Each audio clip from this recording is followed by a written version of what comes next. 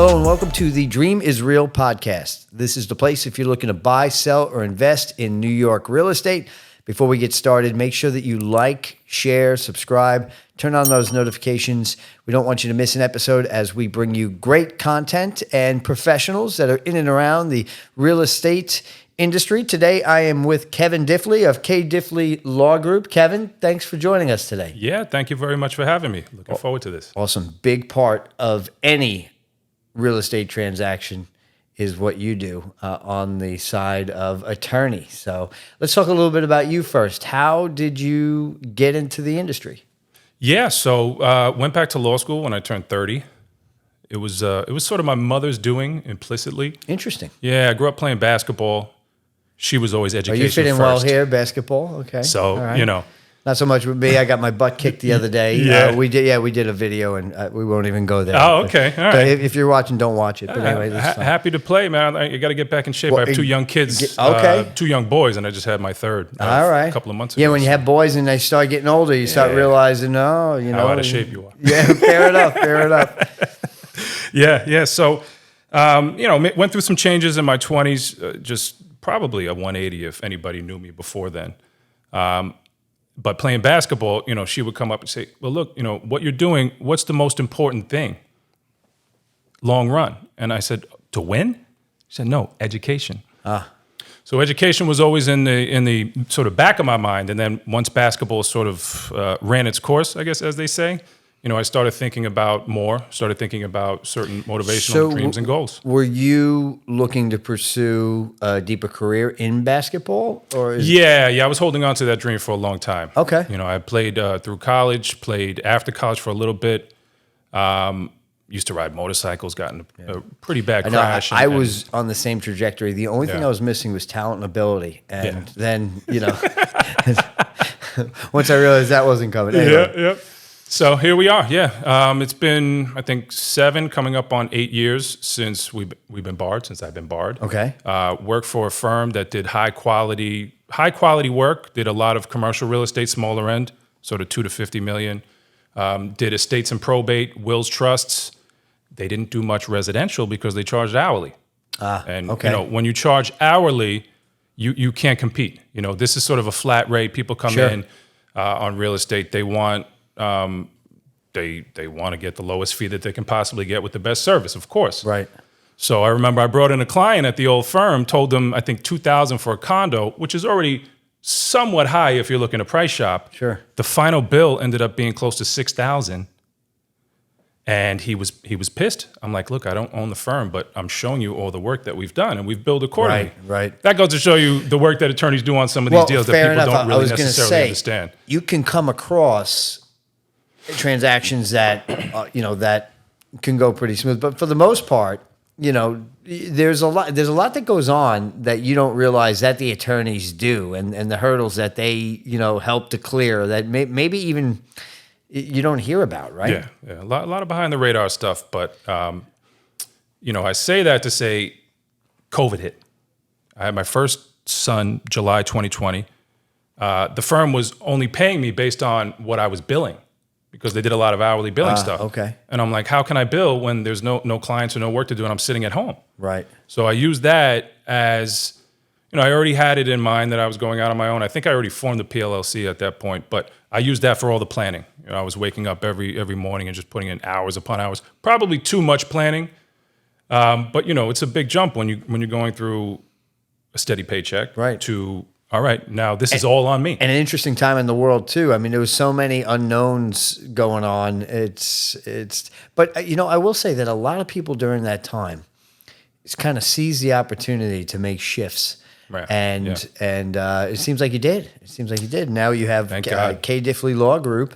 And so tell us a little bit about the areas of law that you practice Right. Yeah, so the firm started residential, real estate. I knew some brokers, knew some lenders, realtors, was knocking on doors with a mask on at the time.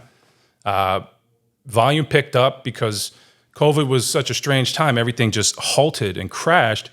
But then, as you know, of course, home prices started soaring. Sure. Rates were in the 2s. Anybody could buy a house. Qualifications were easy. Any lender could get a deal done. So we were blessed enough, I guess, with timing to really start picking up some traction, picking up the volume. And, I was able to start hiring and helping, certain pieces and keeping that area up. And that was literally like the only thing I was doing for the first year and a half, maybe even 2 years, when the rates went from 299 up to like 7.5 within a month and a half span. And people were like, well, what the heck? If you didn't lock a rate, now you can't even buy this house. That was wild, yeah. Deals were falling through left and right. And I said, let me get back to my roots on what I initially had learned, which was a lot of estates and probate, wills, trusts, estate planning, durable power of attorney, healthcare proxy, which, that's a tremendous topic, which more people need to know about and more people need to be taking advantage of. And, of course, we kept up the real estate. We have a pretty robust settlement practice in representing banks as well. Okay. And within the last year, we hired our landlord-tenant attorney. And, everything that sort of revolves around real estate supplements it and caters to it, because that's where a bulk of our referrals are coming from. I was going to say, a lot of what you do overlaps, right? A house is probably one of, if not the most important purchase that you'll make. And normally it's not just you, right? You have family, you have a spouse, children. Something happens, you want to make sure that you've got everything in line. Let's get to the legacy part here. Sure. But looking at from the real estate perspective, a lot of folks don't necessarily know what the attorney handles. I know we've had, obviously attorneys on the show before, but from your perspective, what is your role in the real estate transaction? Well, the role is multifold. I think first and foremost, it's guidance and instilling confidence in the client, so they know that they have somebody that knows what they're doing, for one, and will go to bat for them, which we do. We have a track record of pretty incredible reviews. And once you get into the contract process, people don't necessarily understand how much emotion goes into some of these residential real estate deals. Oh, sure. It's totally sentimental. These are people's houses that they've been living in for 40, 50 years. Right, on both sides, yeah, right? And now you get a buyer. You're getting your hopes up, and you're imagining, holidays and birthdays and everything happening in that house. And on the other side, you're remembering holidays and birthdays and everything in that house. So, a lot of times it's a transition, but sometimes, emotions can get in the way. What are some ways that you you represent the client in the way of maybe some hurdles that could pop up on either side? Yeah, I mean, hurdles can start from the very beginning, from the contract process. Certain language in contracts, that's one of the main reasons why attorneys are involved, is to negotiate those provisions, make sure we're working in the best interests of the client. Not every realtor is built equally, so sometimes we don't even get deal sheets. Sometimes we get deal sheets that have misinformation or what wasn't agreed to, and then we have to sort of work around, get everybody on the same page, communication-wise. Not from Dream Select, to the client. I just want to say that. Yeah, no, not at all, not at all, not at all. But even with the contract, certain things pop up. Like a huge example where people get very, very nervous is, I need this money from my sale to go buy another house. Oh yeah. So I have to line up a sale and a purchase either the same day or the next day. Timing, right? And how do I get the movers? What do I do? That's a huge thing that people bring up, and for good reason.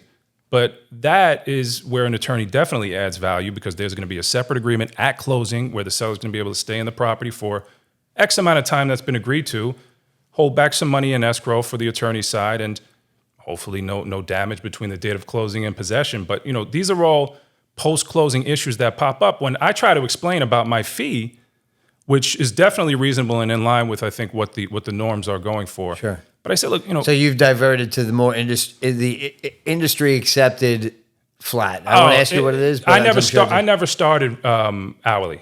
Got it. The old firm was doing that. Right, I knew when I came out. I learned very, very quickly. Sort of how to maneuver and how to continue to get business and build and grow. But with something like that pops up, I'm like, well, look at all this work post closing that's happening here. Right. And we're talking to the client, making sure, all right, you're comfortable with this. Have the confidence, know what we're doing, ask any questions. If there's issues with the property on the buy end, that's a huge one too, because they're saying, I closed, I'm at the closing table, I signed all my documents, I don't get keys. What do you mean I don't get keys? What do I have to? Oh yeah, so that all has to be known beforehand. This has to be somewhat of a conversation, at least up front during the contract process, if there's, let's say, a post-possession clause in the contract, which almost every contract has. Sure, sure. And there are things that can arise through title, correct me if I'm wrong, that you've got to step in and also negotiate, things like Another big one. Right. Another big one. It seems we talked about the COVID sort of robust happenings with real estate where every deal was getting closed, and now I don't know. It seems like there's like more fangs on all of these deals, and they're just trying to take bites of everybody throughout the process. You're saying these days. Okay. Yeah. Title issues that are popping up, or issues that are in the title report that people don't necessarily understand are not title related. And the biggest one is municipal searches. Title reports literally tell you municipal searches, certificate of occupancy, housing and building, sidewalk. These are not affecting title per se. They're for informational purposes only, it says in the title report. You never see these in the Schedule B of a title report, which goes through the exceptions of coverage, because they're not going to affect title. You're not going to get your deed taken from you as a result of having an open permit. Right. But an open permit can kill a deal. Yeah. An open permit can, if you're not moving with efficiency as a seller, or knowing that you even have an open permit, which I find the case is some people don't even know that they have issues with their property until after they're going to sell. So is there anything that they can do preemptively to make sure that everything is clear to move forward? I mean, is that something they should do on their own? Is that something that they engage with you on? Is that more, we got to wait and see what title comes back with? Yeah, I mean, that's a great question. They can, there's certain title companies that will do a seller title search, for a small fee, and they'll come up with any issues that pop up.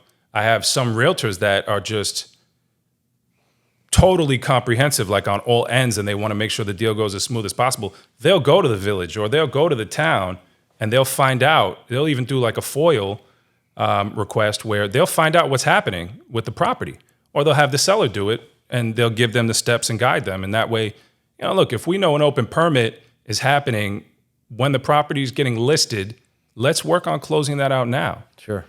Or at least let's talk to our realtor and get the attorney involved and say, hey, look, whatever price that we end up landing on, maybe we'll carve out a small credit for the buyer to take title subject to the open permit, because a lot of sellers just don't want to even deal. Right, right. So is that something that is public information that you... Well, that's another great question. So it depends. We're here in Suffolk County.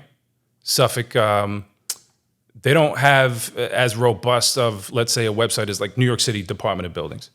You can go in and type the address and look up and see if there are any open permits or violations, ECB stuff against the property.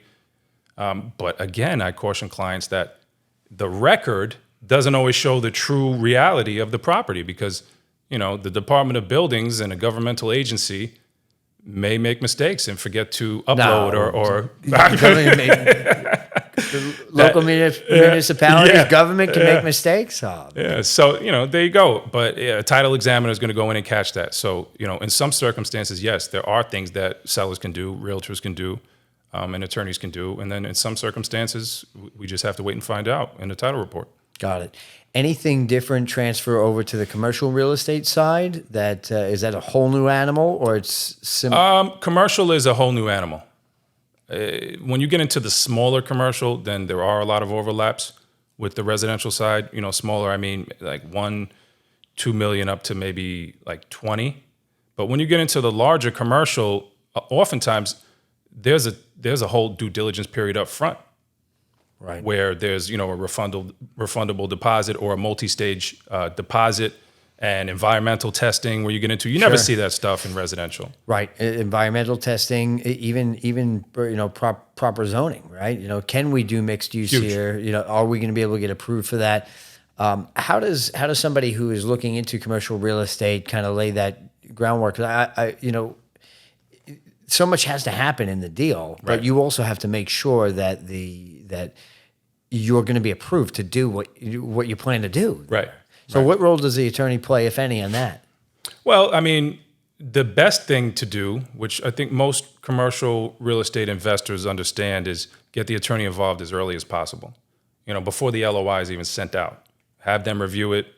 Generally speaking, we will. We'll LOI, negotiate. letter of intent. Yeah, Right, exactly. Akin to a deal sheet or a term sheet. Sure. On the residential side.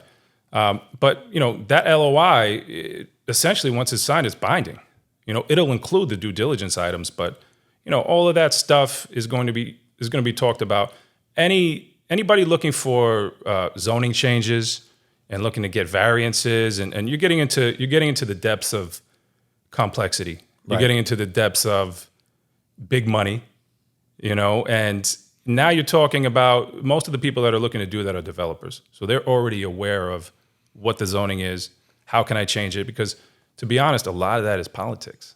Fair enough. Especially out here. Yeah, no question. We'll kind of leave that where it is. Yeah, well, there you go. Imagine. Once you have politics of that. No, but you're right. You've got to be able. You've got to be able to know where to go. Let's just put it that way, to get done what you need done. Right. And that's why again, a bit of a side note. It's good to get involved. It's good to stay involved. Good to meet people. You know what I mean? So sometimes I personally know.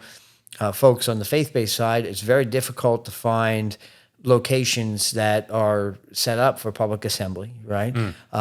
So doing your due diligence beforehand is definitely. I've seen some acquire spaces and then realize they can't use them at all. Right. It's not going to happen.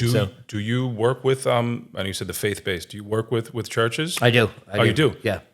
Another very, very big niche.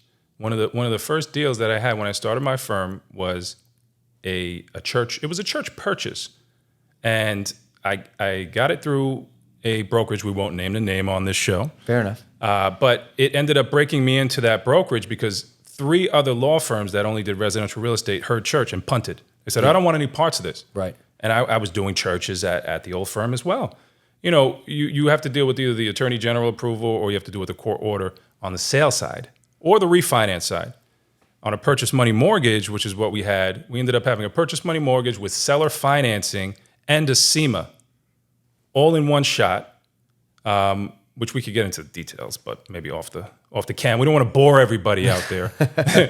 But we ended up closing it, and it was in the Bronx. It was a church purchase of a property from a developer. It was maybe a $5.5 million deal, and we got it closed. But that particular area, churches, I didn't realize church leaders all talk. They must all have their own gatherings. Sure. So it's such a small industry, let alone the real estate industry. Yeah, it's definitely a tight-knit group. So, if you can. And all have a lot of challenges as well finding locations, right? There's so many things from the sprinklers to the number of exits to it's the days of, at least on Long Island, of stepping in and saying, I'll just grab the warehouse, get some chairs, put some chairs out. That's not the case. Yeah. You've got to really lay some groundwork there. Absolutely. So the last few minutes, I'd like to pivot back to the wealth preservation side of what you do. A legacy preservation is the way that you had put it. Because I think so much of that in terms of protecting yourself and your family with your real estate, whether you own one home or whether you own multiple properties, you want to make sure that you take the right steps. So why don't we just take a few minutes and share some insight into how to make sure that you protect your investments? Sure. Yeah. I mean, there's multiple ways, but thanks for bringing up the topic. I think it's one of the most important things that a person can do in their lifetime. These things do need to happen in your lifetime. They can't happen after you're dead. Fair enough. It's such a touchy topic because nobody likes to think about death. And if they do, it's so fleeting. Even with my estate planning practice, with that whole department, people are all gung-ho when they come in. And then when they start getting asked these very difficult questions, they get hesitant. Some people even just start just crying there and don't want to think about it, especially if they're in their elderly years. Sure. But this is one of the most important things you can do for yourself and more importantly for your family. When you can set up whatever assets you've acquired, and it doesn't even have to be a house, condo, co-op, it can be anything. It can be an insurance policy, even what's happening with your pensions, what's happening with your bank accounts, investment accounts, retirement accounts. Right. So many people don't even put something as simple as a beneficiary on their account. And now you pass away, that money is just sitting there. Your beneficiaries may not even know you had those accounts because this is not a round table, dinner table discussion. Sure. And, that's really been my focus with podcasts, with social media, with so many outlets. So that's why thank you so much for bringing this up, is we need more information out there on this. We need more education to our communities. We're in the game of real estate. You close on a house, you should immediately start thinking about, do I have a will? Does it need to be updated? Do I have a trust? Do I want to put this property in a trust? Do I have children? What happens if a mother and father pass away and the kids are all underage? They're under 18 years old. Who's going to take care of them, number one? Number two, how are they going to inherit these assets? They can't legally do that until they're of age. So, these are things that when you bring up topics like this and you speak on these types of scenarios, usually they're eye-openers for people and they realize, I should go have a conversation and get this done. Human nature is, we feel like we're going to live forever. But, when we're honest with ourselves, that's not the case. And you've got to. So let's talk to the individual that says, I don't have any of this stuff in place. Or I'm not sure if I have what I need in place. Right. What does that person need to do right now? Think about what they have. Think about their life changes. If they've ever had any estate planning documents, when was it from and what has changed in their life since? And if they have none, then call, ask questions, even research, get more information on these topics.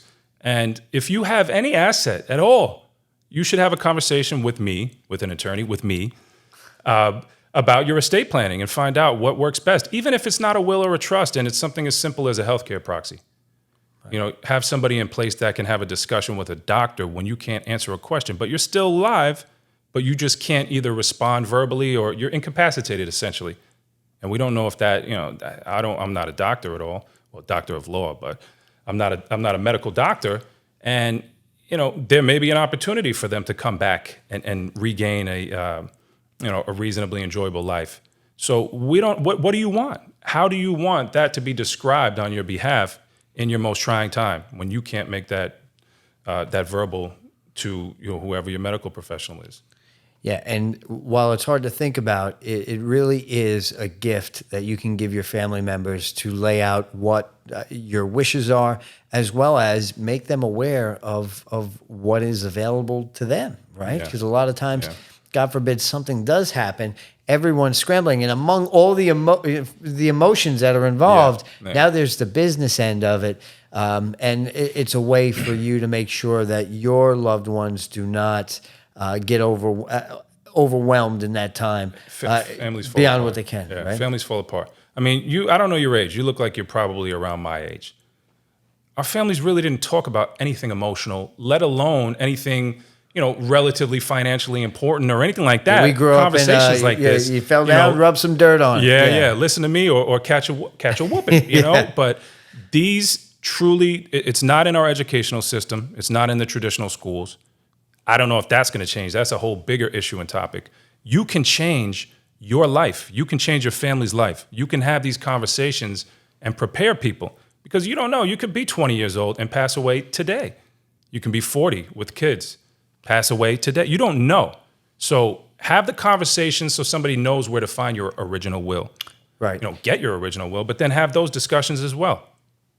So what we're talking about here, is actually good news in a sense. There are things that you can't control, right? Yes, Which is what we're talking about. Absolutely. But what we're talking about here are things that you can, right? You can take steps to be able to have an active part in the inevitable circumstances, right. And again, be a gift to your family to have these things laid out. So they would call an attorney, call you, like you had said, and then just talk through these things. Is it something where you're willing to have an introductory conversation to answer some questions? Generally speaking, if I'm aware of what's happening and I have a detail about what they're looking to do, in certain circumstances, I'll take a consultation fee, which will be small and it'll be applied on the back end. And then other circumstances, when it's just general questions, then I'm happy to help. One area where I think realtors can add tremendous value is, as a realtor, you do real estate. You do home purchases, home sales, leasing, whether it be maybe commercial, but the odds are against you. You're going to call 100 people. You're not going to find 85 people that are looking to buy and sell. More likely than not, you may find one or two. With estate planning, you may find 85 out of 100 who don't have anything. Or the additional maybe 10 have something and need to update it. As a realtor, you want to be that resource for your client. You want them to call you anything. Hey, estate planning, you're a realtor. I know you have those resources. Hey, do you have a lender? I know you have those resources.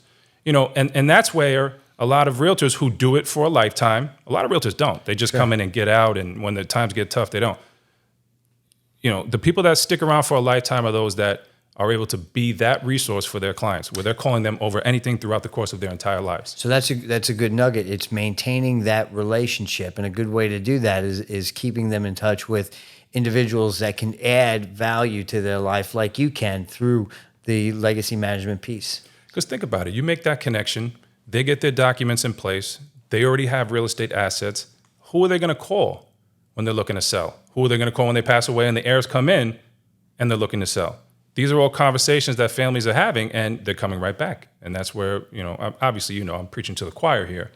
But out there, all the other realtors that are looking to maybe do more than they're doing now, or even get into the game beyond just, the amount of real estate transactions that they're doing. And, it's like you said in the beginning, expand your relationships, expand your network, and expand your resources and how you can help other people.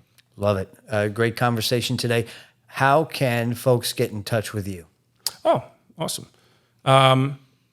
Office number is 516-750-1973. If you want to follow, I have an Instagram profile, which is Dr. spelled out _K_diff.